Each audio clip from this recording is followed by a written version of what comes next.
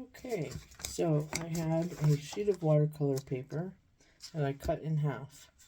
So I have two halves and a sheet of kitchen towel. Okay, so the first step, moving one of these away, is to pretty much saturate this sheet with, I'm going to use different reds and a little bit of purple intermixed here, or blue, just to get some of this color very soft on. I'm not trying to stay light. I'm not trying to make a pattern. I'm just trying to get a lot of reds, pinks, and oranges on here. A little dash of yellow along the way. I have a very big brush, and so it's not being very respectful of these little tiny pots of paint, I must say. So let's see. So that's a good amount. You want to keep it very wet, but by the same token, the more wet it is, the longer it's going to take to dry, and you get to see your results. Okay, this next step is crucial. I'm going to put the kitchen towel on top of it, but I'm not going to press it down like I want to. Instead, I'm going to do the same thing that I just did, and I'm going to grab more paint and paint right to the edge. I gotta find the edge. And this time I'm going to add a bunch of yellow, because I didn't get much yellow into that first layer. And I have about 5 or 6 yellow variations in this assortment of paints, and they're very pretty. When you blend them together, they sort of look peachy. You do want to make sure that this paper towel or kitchen towel is very saturated with water and paint. Don't just go pouring water on it. That won't work. Now I'm going to kind of work fast. I think I'm going to take a little blue and dab in here too. Just a little bit. Just so you can see.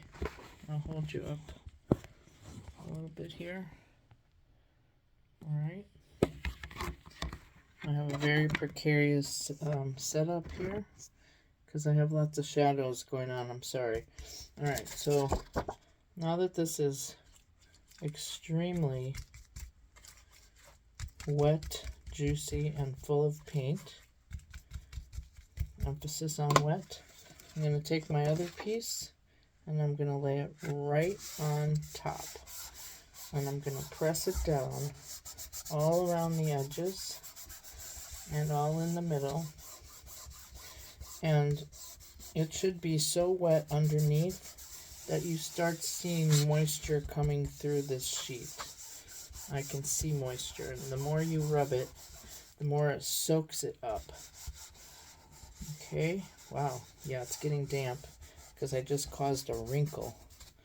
Gosh, I hope this is watercolor paper. That would be kind of bad. It sort of actually looks like linen cardstock now that I think about it. But it will be pretty. And it's amazing with how much paint we put on there, how pastel-y it will turn out.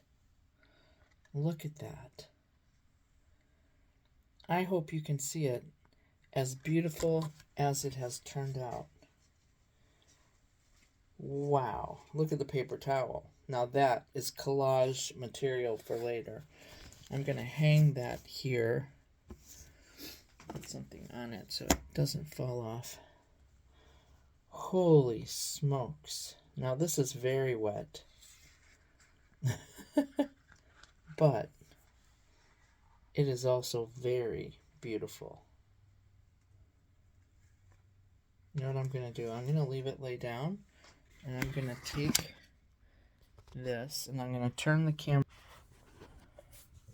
and let you see just how beautiful that is. And there's the top one, much lighter, but still very beautiful. So we're going to let these dry. In fact, I'm going to let them dry till tomorrow. And then we'll cut them the size for card fronts.